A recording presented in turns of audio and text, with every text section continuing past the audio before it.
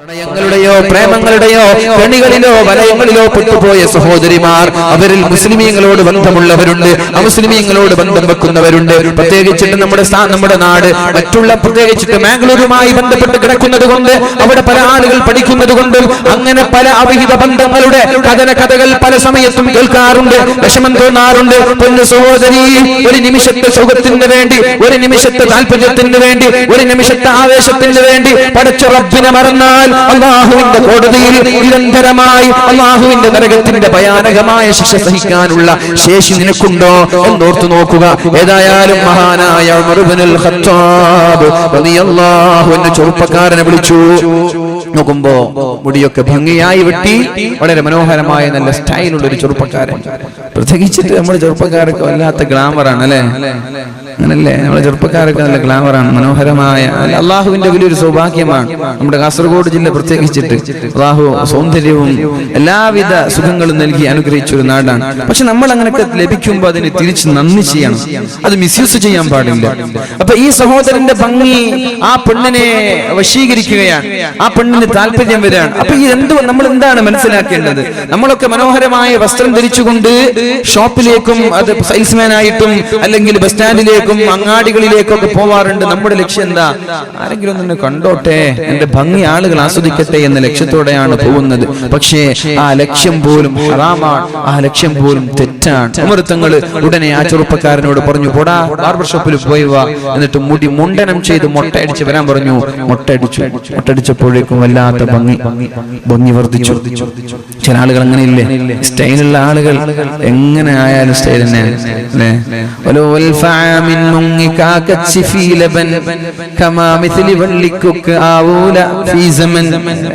ഒരു കാക്ക 1000 വർഷം പാലിൽ കുളിച്ചാലും കുക്കിനെ പോലെ ആവൂല.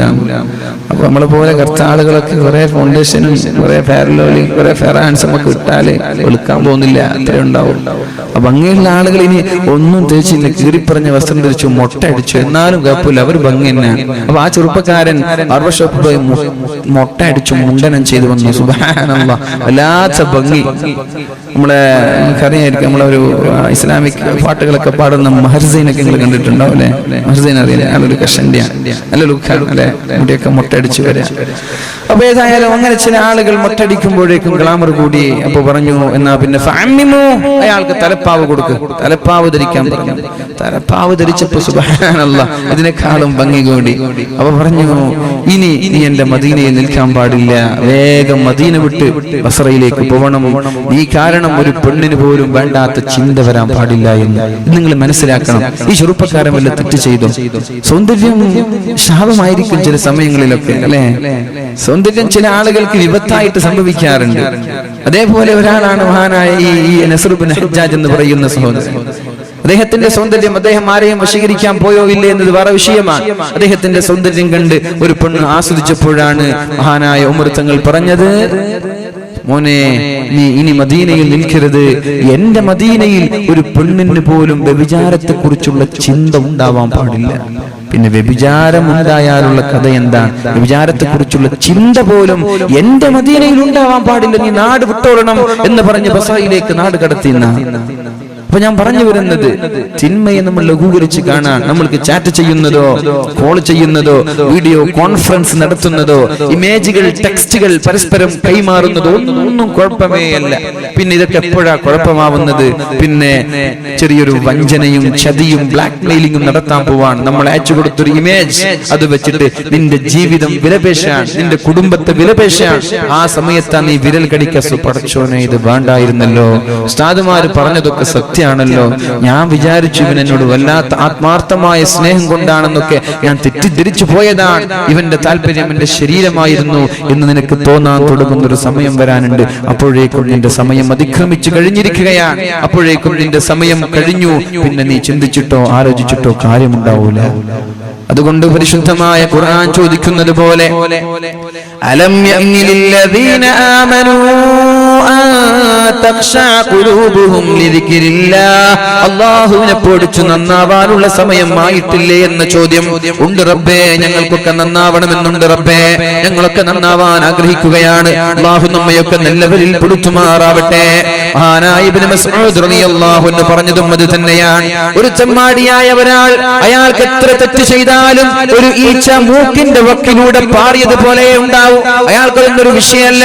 എന്നാൽ ഒരു മുഅ്മിനായ ഒരാൾ ഒരു തെറ്റ് ജീവിതത്തിൽ വന്നുപോയാൽ ഒരു പർവ്വതം ശരീരത്തിലേക്ക് ഇടിഞ്ഞു വീഴുന്നത് മഹാനായ ഇബ്നു മസ്ഊദ് റളിയല്ലാഹു അൻഹു നമ്മോട് പഠിപ്പിക്കുകയാണ്. അല്ലാഹു നമ്മൾക്കും ബോധം നൽകുമാറാവട്ടെ. അല്ലാഹു നമ്മൾക്കും ബോധം നൽകുമാറാവട്ടെ.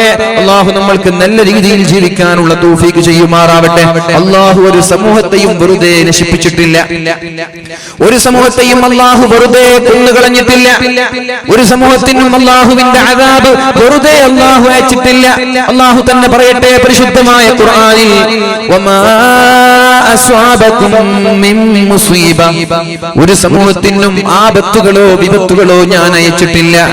ഫബിമാ കസബത് ഐദീകും, ആർക്കെങ്കിലും കൊടുത്തിട്ടുണ്ടെങ്കിൽ ഫബിമാ കസബത് ഐദിന്നാസ്, അത് ജനങ്ങൾ ചെയ്ത ആ ഒരു തിന്മകൾ കാരണമാണ്.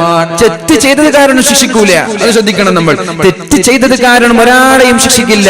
തെറ്റ് ചെയ്ത് തൗബ ചെയ്യാൻ നീ താല്പര്യം കാണിച്ചില്ലേ, അല്ലാഹുവിലേക്ക് മടങ്ങാനുള്ള സന്മനസ് നിനക്കുണ്ടായില്ലേ, അപ്പോഴാണ് ശിക്ഷകൾ ഇറങ്ങുന്നത്. തെറ്റ് ചെയ്തത് കാരണം ഒരാളെയും അല്ലാഹു ശിക്ഷിക്കില്ല. അങ്ങനെയാണ്. തൗബ ചെയ്യാൻ വിസമ്മതിക്കുമ്പോൾ ഉടനെ പടച്ചറപ്പിന്റെ അദാബ് നമ്മളിലേക്ക് കടന്നു വരും. അല്ലാഹു നമ്മളെയൊക്കെ രക്ഷപ്പെടുത്തുമാറാവട്ടെ. ഫബിമാ കസബത് ഐദീകും വയഅഫു അൻ കസീർ, വയഅഫു അൻ കസീർ, നിങ്ങൾ ചോദിക്കാതെ തന്നെ അല്ലാഹു നിങ്ങൾക്ക് പുറത്തു തരുന്ന ഒരുപാട് പാപങ്ങളുണ്ട്. തൗബ ചെയ്യേണ്ട ആവശ്യമില്ല, അല്ലാഹുവിനോട് ദുആ ചെയ്യേണ്ട ആവശ്യമില്ല. അങ്ങനെയുണ്ട് ഒരുപാട് പാപങ്ങൾ. അങ്ങനെയുണ്ട് ഉസ്താദേ. ദുആ ചെയ്യാതെ ഇസ്തിഗ്ഫാർ ചൊല്ലാതെയൊക്കെ അല്ലാഹു പാപങ്ങൾ പുറത്തു തരും എന്നാണ് അല്ലാഹുവിന്റെ ഹബീബ് പഠിപ്പിച്ചു തന്നത്. നമ്മുടെ ചെറുദോഷങ്ങൾ അല്ലാഹുവിനോട് നിങ്ങൾ തൗബ ചെയ്യേണ്ട ആവശ്യമില്ല. ചെറുദോഷങ്ങൾ അല്ലാതെ തന്നെ അല്ലാഹു നമ്മൾക്ക് പുറത്തു തരികയാണ്. അർ-റമളാനു ഇലർ റമളാൻ, കഴിഞ്ഞ റമളാൻ മുതൽ ഈ റമളാൻ വരെ റമളാനിനെ കാത്തിരുന്നത് കാരണം അതിന്റെ ഇടയിൽ വന്നു പോയ ചെറുദോഷങ്ങൾ അല്ലാഹു പുറത്തു തരുമെന്ന് മുഹമ്മദുർ റസൂലുള്ളാഹ്. الصلاة إلى الصلاة, ഒരു നിസ്കാരം മുതൽ ളുഹർ നിസ്കാരം മുതൽ അസ്ർ വരെ നിസ്കാരത്തെ കാത്തിരുന്ന സമയം, അതിനിടയിൽ നമ്മുടെ ഭാഗത്ത് വരുന്ന ചെറുദോഷങ്ങൾ നിങ്ങൾ ചോദിക്കാതെ തന്നെ അല്ലാഹു നിങ്ങൾക്ക് പുറത്തു തരുമെന്ന് പരിശുദ്ധ ഹബീബ് സല്ലല്ലാഹു അലൈഹി വസല്ലം. അൽ ജുമഅതു ഇലൽ ജുമഅ, പരിശുദ്ധമായ ജുമഅ കഴിഞ്ഞ ആഴ്ച കഴിഞ്ഞു, ഇനി നാളെ വരാനിരിക്കുകയാണ്. ഈ ജുമഅയുടെ ഇടയിൽ നമ്മുടെ ജീവിതത്തിൽ വന്നു പോയ ചെറുദോഷങ്ങൾ അല്ലാഹു പുറത്തു തരികയാണ് ചോദ്യമില്ലാതെ. ഇത് പറഞ്ഞത് പരിശുദ്ധ റസൂലുള്ളാഹി സ്വല്ലല്ലാഹു അലൈഹി വസല്ലം. ഇൽമിന്റെ സദസ്സിലേക്ക് വന്നത് കാരണം, ദഅലിന്റെ സദസ്സിലേക്ക് വന്നത് കാരണം, ദിക്റിന്റെ മജ്ലിസിലേക്ക് വന്നത് കാരണം, മജ്ലിസിനൂറൊക്കെ അതൊരു പ്രകാശത്തിന്റെ സദസ്സായി, ഹൃദയത്തിന്റെ പ്രകാശമായി, മുഖത്തിന്റെ പ്രകാശമായി നമ്മുടെ നാടുനീള പള്ളികളിൽ നടന്നുകൊണ്ടിരിക്കുമ്പോൾ ഏതെങ്കിലും ഒരാൾ അങ്ങനെയുള്ളൊരു സദസ്സിൽ വന്നിരിക്കാൻ തയ്യാറായാൽ അല്ലാഹു പറയുന്ന പരിശുദ്ധമായ സ്വഹീഹായ ഹദീസിൽ പഠിപ്പിക്കുകയാണ്, നിങ്ങൾ ഈ സലാത്ത്, ഈ പരിപാടി കഴിഞ്ഞ് ദുആ കഴിഞ്ഞ് മജ്ലിസുൻ നൂർ കഴിഞ്ഞ് സലാത്ത് ചൊല്ലി വീട്ടിലേക്ക് പുറപ്പെടുമ്പോഴേക്കും നിങ്ങളുടെ ചെറുദോഷങ്ങൾ എല്ലാം ഞാൻ മാപ്പ് ചെയ്തിരിക്കുകയാണ്. ചെറുദോഷങ്ങൾ ഇങ്ങനെ തന്നെ പൊറുക്കപ്പെടുന്നുണ്ട്. ഒരു സലാത്ത് ചൊല്ലുമ്പോ അതോടൊപ്പം 10 ചെറുദോഷങ്ങൾ അല്ലാഹു മായ്ച്ചു തരുന്നുണ്ട്. ഒരു സദഖ ചെയ്യുമ്പോഴേക്കും ഒരുപാട് ചെറുദോഷങ്ങൾ അല്ലാഹു മാപ്പ് നൽകുന്നുണ്ട്. അങ്ങനെ ജീവിതത്തിൽ നമ്മൾ അറിയാതെ തന്നെ നമ്മുടെ ചെറുദോഷങ്ങൾ അല്ലാഹു പുറത്തു തരുമ്പോ ഇനി ബാക്കിയുള്ളത് വൻദോഷങ്ങളാണ്. വയഅഫു അൻ കസീർ, നിങ്ങൾ ചോദിക്കാതെ തന്നെ ചിലത് പുറത്തു തരുമ്പോ നിങ്ങൾ ചോദിക്കണം വൻദോഷങ്ങളിൽ നിന്ന്. അല്ലാഹു പുറത്തു തരണമെങ്കിൽ അല്ലാഹുവിനോട് കരഞ്ഞുകൊണ്ട് തൗബ ചെയ്യ്. അല്ലാഹു നമ്മൾക്ക് മാപ്പ് നൽകുമാറാവട്ടെ. വഹറൽ ഫസാദു ഫിൽ ബദ്ദി വൽ ബഹർ, കടലിലും കരയിലും അള്ളാഹുവിന്റെ പരീക്ഷണങ്ങൾ വരാനുള്ള കാരണം സുനാമികൾ, കൊടുങ്കാറ്റുകൾ, ഉത്തരേന്ത്യൻ സംസ്ഥാനങ്ങളിൽ നമ്മൾ കേൾക്കുന്നത് പോലെ ഒരുപാട് പ്രയാസങ്ങൾ നമ്മുടെ സമൂഹത്തിലേക്ക് വരാനുള്ള കാരണം അള്ളാഹു വെറുതെ കൊടുത്തതല്ല. അതൊക്കെ അള്ളാഹുവിനോട് അതിക്രമം കാണിച്ചു, തൗബ ചെയ്യാൻ മടി കാണിച്ചത് മൂലം അള്ളാഹു അവരെ നശിപ്പിച്ചിരിക്കുകയാണ്.